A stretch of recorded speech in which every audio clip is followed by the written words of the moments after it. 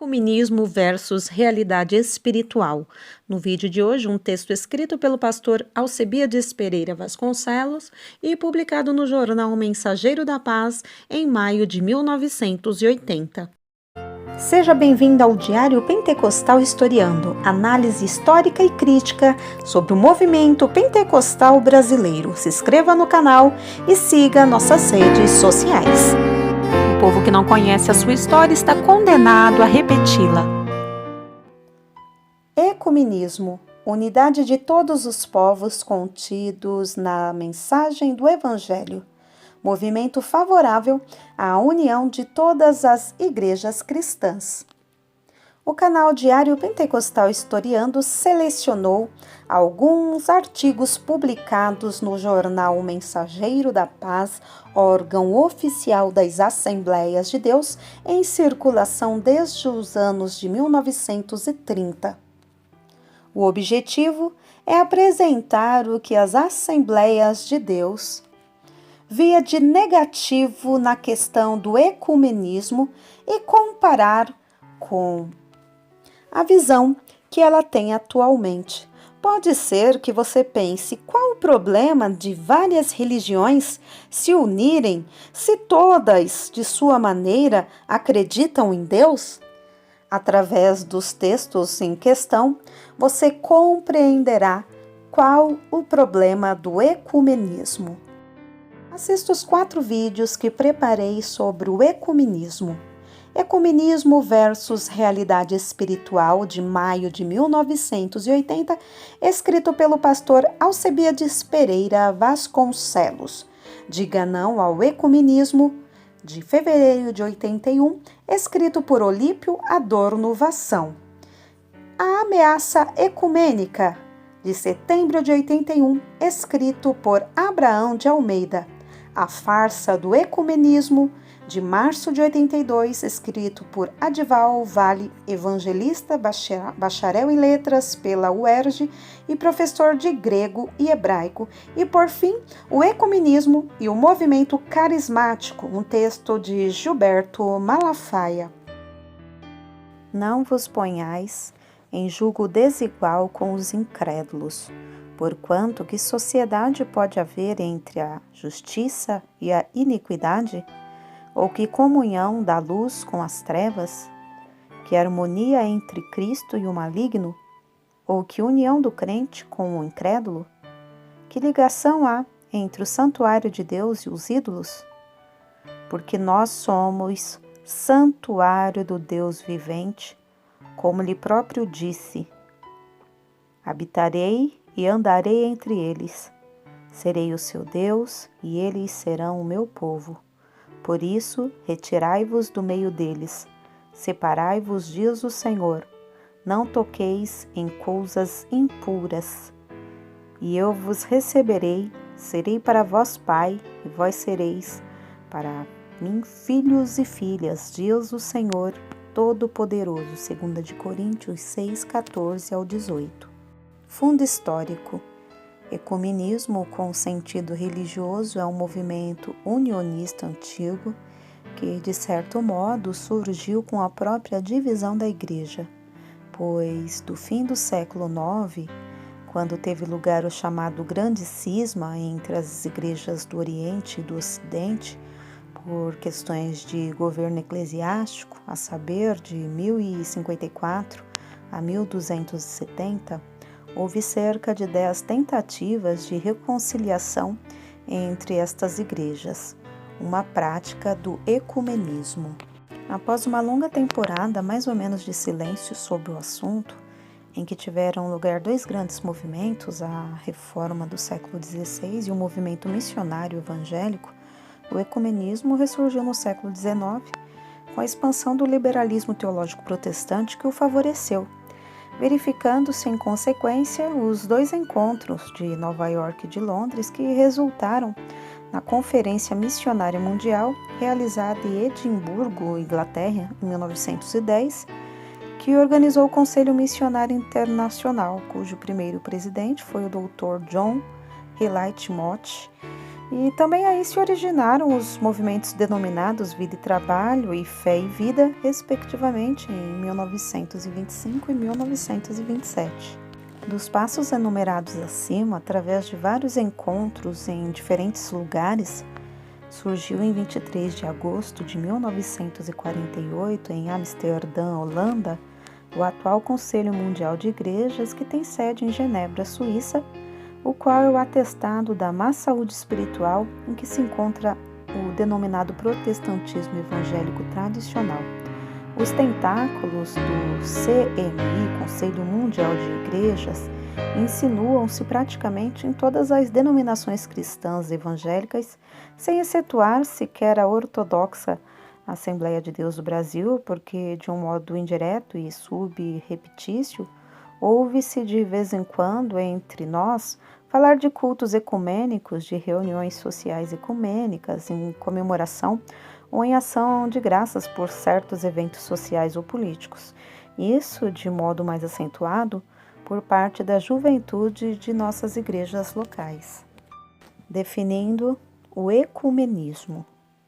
Do nosso ponto de vista pessoal, o movimento mundial odierno, apelidado de ecumenismo, não é cristianismo no sentido espiritual e bíblico, e está absolutamente dissociado do desejo de Jesus constante de sua oração ao Pai, registrada em João 17, em que ele almeja que seus fiéis seguidores sejam um com ele, como ele é um com o Pai.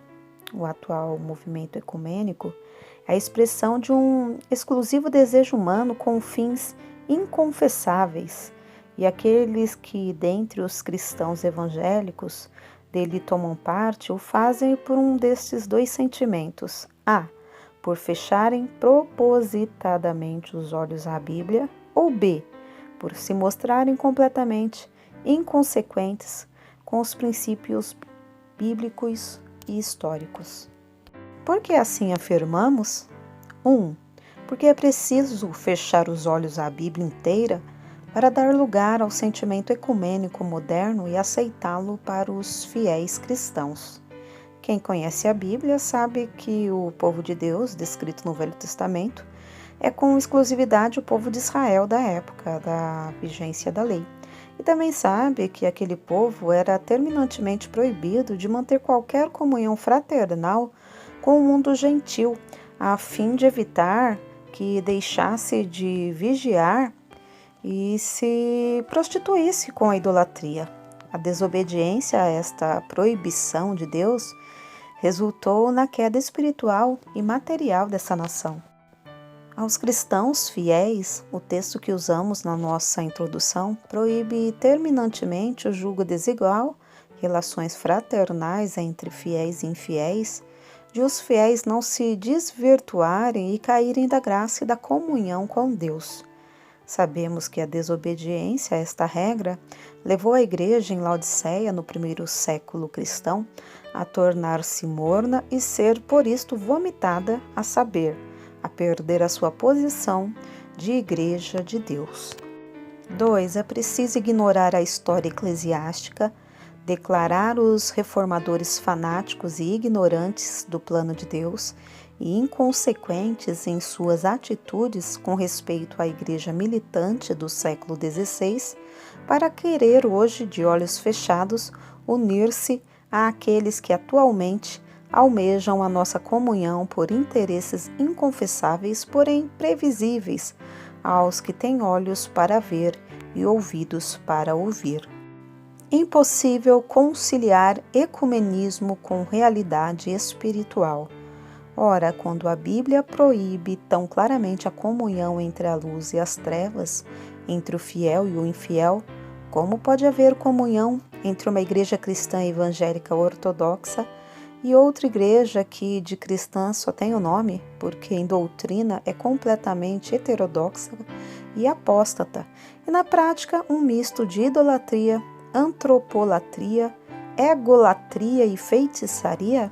Também, como tornar possível a comunhão da Igreja de Cristo com pagãos budistas, shintoístas e com a religião mais sedenta de sangue do mundo moderno, o islamismo, que não perdoa, nem a um seu seguidor, já está condenado à morte pelo câncer que sofre?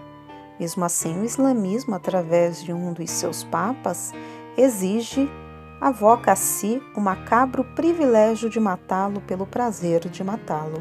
Se nós vamos basear no pressuposto de promover o ecumenismo com essas religiões, porque elas têm seus códigos de leis e princípios de moral julgados positivos, interrogamos: por que pregamos ainda o Evangelho? Por que mantemos a Bíblia e particularmente o Novo Testamento em circulação quando o Velho e Novo Testamento condenam essa união? Ora, convenhamos, se tal união é boa, é justa, é desejável, porque os princípios supostos positivos dessas religiões levarão, enfim, o homem a Deus. Então, a encarnação do Verbo, que resultou na morte expiatória de Jesus, foi totalmente vã, porque sempre existiram esses supostos princípios positivos tidos como capazes de levar o homem caído de volta a Deus. Mais uma pergunta. Diante das considerações anteriores, quem é o insensato? Deus que mandou seu Filho ao mundo para buscar e salvar o que se havia perdido, Lucas 19:10, ou os teólogos que atualmente advogam como procedente aqueles supostos princípios positivos das religiões modernas para conduzir o homem perdido a Deus? Francamente, os reformadores do século XVI foram para os ecumenistas odiernos nada mais do que cegos fanáticos, autênticos ignorantes que, por cegueira oriunda do fanatismo, fecharam os olhos àqueles princípios positivos e causaram cisão no corpo de Cristo, entre aspas, a igreja que assimilara o paganismo greco-romano, denominando de santos os deuses da mitologia. Igreja essa que permanece a mesma conforme faz questão de afirmar por boca de seus líderes e que agora é aceita por aqueles que descobriram ser ela verdadeira, uma vítima dos reformadores. É possível que em breve os reformadores do século XVI estejam novamente sentados no banco dos réus como hereges, mas desta vez para serem julgados e condenados pelos ecumenistas protestantes do século XX. Definindo posição pessoal. Assumindo responsabilidade pessoal, reafirmamos a fé que professamos há 47 anos. Permanecemos com Cristo, com os apóstolos e com a Bíblia e afirmamos: nenhuma religião há, por melhor que pareça ser e por mais positivos que sejam seus princípios morais, que possa levar sequer um só homem de volta a Deus. Esta missão é exclusiva do Espírito Santo, que foi enviado por Jesus com a incumbência específica de convencer o mundo do pecado, da justiça e do juízo, João 16, 7 e 8, e de conduzi-lo, através da verdade constante do Evangelho, ao arrependimento e à fé em Cristo, que o perdoa, salva, regenera e o adota como Filho de Deus gratuitamente. E com Pedro declaramos que não há salvação em nenhum outro, porque abaixo do céu não existe nenhum outro nome dado entre os homens, pelo qual importa que sejamos salvos. Apocalipse 4:12. Podemos manter comunhão fraternal com aqueles que têm fé igualmente preciosa, porém nunca com aqueles que renegam a fé que professamos e que só nos têm agora por irmãos separados e não mais como simplesmente hereges devido ao interesse que têm de nos escravizar à apostasia em que vivem para se gloriarem de nossa falta de vigilância espiritual em tempo oportuno. Preferimos manter nossa fé bíblica em Jesus de acordo com o ensino apostólico e, deste modo, relegar o ecumenismo nos moldes atuais a considerá-los como apenas um moderno laço satânico para conduzir homens descuidados à perdição. Exemplificação. Cremos que a igreja em Laodiceia, de acordo com a carta constante de Apocalipse 3, dos 14 ao 24, vivia de braços dados no mais completo ecumenismo com os pagãos e com os judeus de sua época e cidade, de modo a não sofrer nenhuma perseguição ou opressão da parte deles. Esse ecumenismo retirou daquela igreja primitiva o sabor do sal da graça, a sua luz espiritual, e a tornou morna, motivo porque foi vomitada por Deus.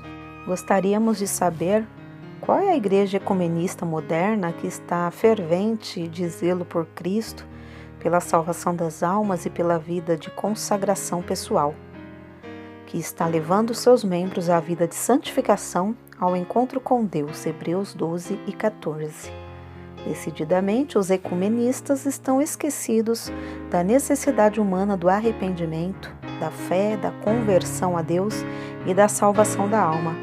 O que lhes interessa agora é a prática da teologia da libertação, que nada mais é do que a completa socialização marxista daqueles que se deixam enganar pelas aparências humanas.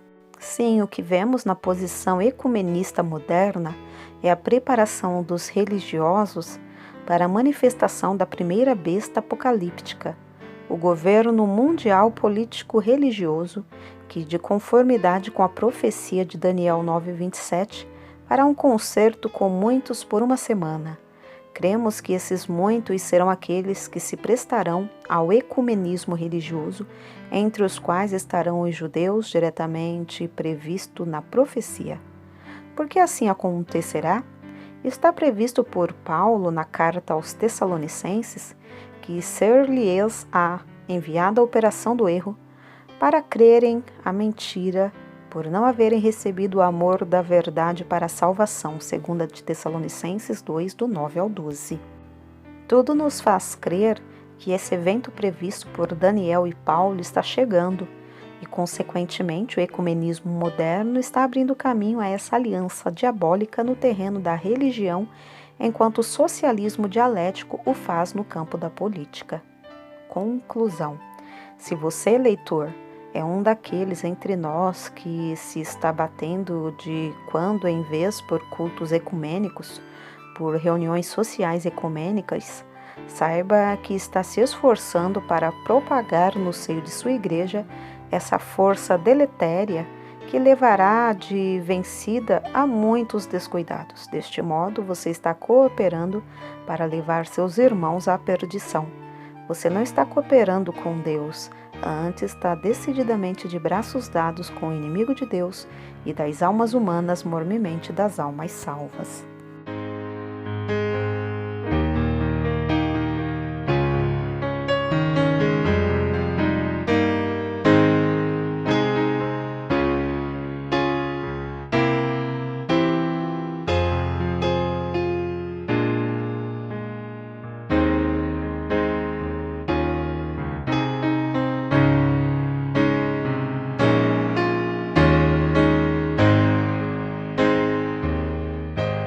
Porque nada podemos contra a verdade, senão pela verdade. Segunda carta aos Coríntios 13 e 8. Se você gostou do conteúdo deste vídeo, se inscreva no canal, deixe o seu joinha, compartilhe e ative o sininho para receber do YouTube as notificações dos novos vídeos.